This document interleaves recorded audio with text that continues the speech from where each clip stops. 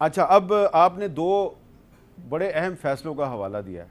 मैं आपने रबिया बाजवा साहबा जो जिन दो फैसलों का हवाला दिया, मैं इनमें कुछ और फैसले मिला के बताना चाहता हूँ कि पिछले कुछ सालों में बहुत से अहम अदालती फैसले हैं जिन पर अमल दरामद नहीं हुआ।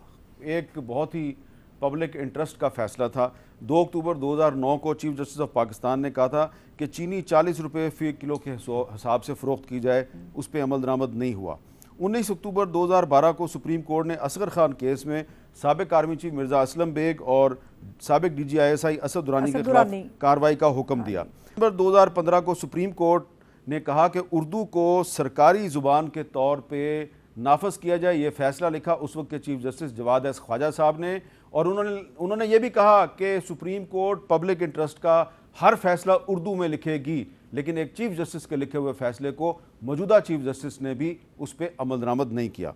6 फरवरी 2019 सुप्रीम कोर्ट ने फैज़ाबाद धरना केस में फैसला लिखा। काजी फाजिसा साहब इस फैसले के ऑथर थे। इसके नतीजे में उन पर एक रेफरेंस फाइल हो गया। 17 सितंबर 2019 जस्टिस वकार सेठ ने परवेज़ मुशर्रफ के खिलाफ सजाए मौत का फैसला दिया और इस फैसले को भी तहरीक इंसाफ की हुकूमत ने मुस्तरद कर दिया। 4 जुलाई 2022 इस्लामाबाद हाई कोर्ट के चीफ जस्टिस अतर मिनल्ला ने कहा कि लापता अफराद की अदालत में पेशी को यकीनी बनाया जाए। नाकामी की सूरत में वज़ीर आज़म को खुद पेश होना पड़ेगा, और फिर वज़ीर आज़म शहबाज शरीफ को अदालत में पेश होना पड़ा।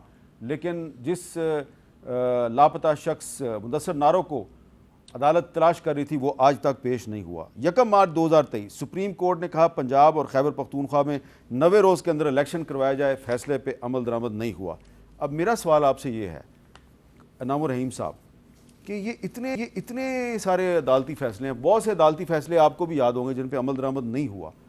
तो जब अदालती फैसलों पे अमल दरामद नहीं होगा तो फिर सुप्रीम कोर्ट की ज़रूरत क्या है? ख़त्म कर दे इसको। दरअसल बात यह है, किसी भी माशरे की सबसे बड़ी बदकिस्मती ये होती है कि उनके यहाँ अदालतों पे फैसले पे अमल दरामद नहीं होता। There is no rule of law. लेकिन इसका ज़िम्मेदार कौन है ये भी तो देखिए। इसका ज़िम्मेदार सुप्रीम कोर्ट ऑफ पाकिस्तान है। उसकी वजह यह है कि आपको मैं एक बात याद दिलाना चाहता हूँ कि पहले ये होता था कि जो गवर्नमेंट होती थी मर्ज़ी के जजेस को प्रमोट करती थी और मर्ज़ी के जजेस को उठा के सुप्रीम कोर्ट में ले आती थी। इसको चैलेंज किया वहाबुल खैरी साहब ने, अल्लाह उन्हें गरीक रहमत करे। अल जिहाद ट्रस्ट के नाम से ये जजमेंट है। हाँ। और सजाद अली शाह साहब ने लिखी, जिसके अंदर उन्हें तय कर दिया कि जो सीनियर मोस्ट जजेज होंगे हाई कोर्ट से automatically basing of seniority they will come to supreme court. हालांकि सजाद अली शाह साहब खुद सीनियर मोस्ट नहीं थे। हाँ, लेकिन उन्होंने कहा कि लेकिन ये उनकी ब्रेवरी है। ये तो मानना पड़ेगा ना जी। उनके पास जो क्वेश्चन आ गया वो कहते जी मैं भी आ गया हूँ ऊपर, लेकिन उन्होंने कहा नहीं मैं भी गलत आया हूँ। लेकिन आइंदा के लिए उन्होंने कहा जी लोग सीनियर मोस्ट आएंगे, जिसका नतीजा निकला कि अब चीफ जस्टिस तो सीनियर मोस्ट आता है। लेकिन इस फैसले की मिट्टी पलीत की जस्टिस साकिब नसार साहब ने, मर्जी से जूनियर जजेस लेकर आए। फिर बाकी आ गए खोसा साहब।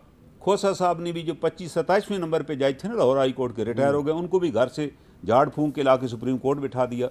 फिर अपना आ गए उमर अता बंदयाल साहब। इन्होंने अपनी मर्जी से लाहौर हाई कोर्ट से जज लाए जो सीनियर ही नहीं थे। अब नतीजा क्या निकला है कि सुप्रीम कोर्ट के अंदर 2 ग्रुप हैं।